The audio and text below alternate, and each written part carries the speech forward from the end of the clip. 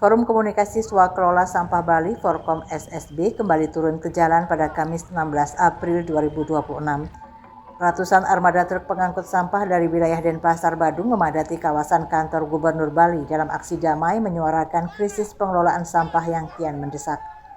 Aksi yang dipimpin Ketua Forkom SSB Iwayan Suwarte ini membawa 3 tuntutan utama, yakni membuka kembali TPA Suwung tanpa pembatasan pembuangan, meminta campur tangan Presiden RI, serta ancaman mogok massal jika tuntutan tak dipenuhi. Di tengah aksi, 10 perwakilan warga bersama Forkom SSB dipanggil mengikuti pertemuan tertutup negosiasi di Kantor Pusat Pengendalian Lingkungan Hidup Bali dan Nusa Tenggara Renon. Pertemuan yang berlangsung lebih dari 1 jam itu dihadiri Gubernur Bali, Wali Kota Denpasar, Bupati Badung, Kapolda Bali hingga dari Kementerian Lingkungan Hidup.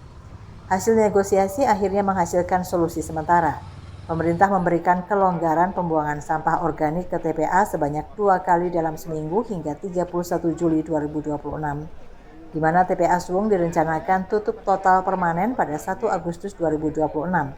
Sebelum penutupan mulai 1 April 2026, TPA ini berhenti menerima sampah organik dan hanya menerima sampah anorganik serta residu. Kebijakan ini mewajibkan pengelolaan sampah organik selesai di sumber, yakni di rumah tangga, TPS 3R, dan TPST. Ketua Forkom SSB Iwayan Suwarte mengakui proses negosiasi berjalan alot sebelum akhirnya menemukan titik temu. Dia menjelaskan sebelumnya pembuangan sampah organik terutama yang basah sempat dilarang total, padahal jenis sampah ini menjadi persoalan utama di lapangan. Suwarte juga menekankan bahwa kelancaran pengangkutan sangat bergantung pada kondisi operasional TPA. Dengan jam operasional yang diperpanjang dari pukul 8 hingga 20 WITA, ia optimis antrian truk bisa terurai. Ini khusus untuk sampah organik kering dan basah, itu kan yang menjadi masalah selama ini.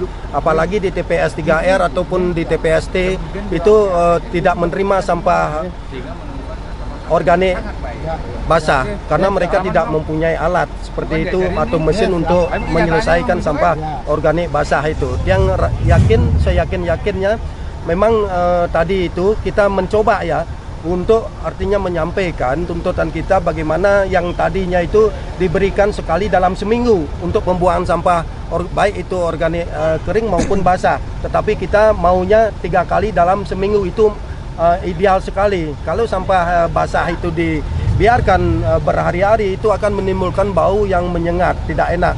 Jadi kalau 3 hari dalam seminggu itu masih memungkinkan.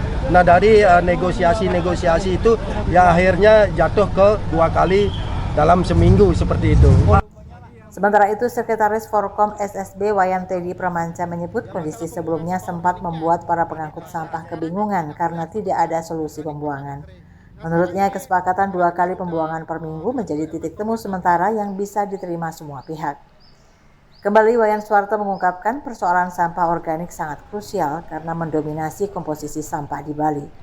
Untuk sampah non-organik dan residu, ia memastikan pembuangan masih bisa dilakukan setiap hari seperti biasa. Pembatasan hanya berlaku untuk sampah organik basah dan kering. Yang penting adalah kami selaku jasa angkut sampah swakelola ini ada solusi.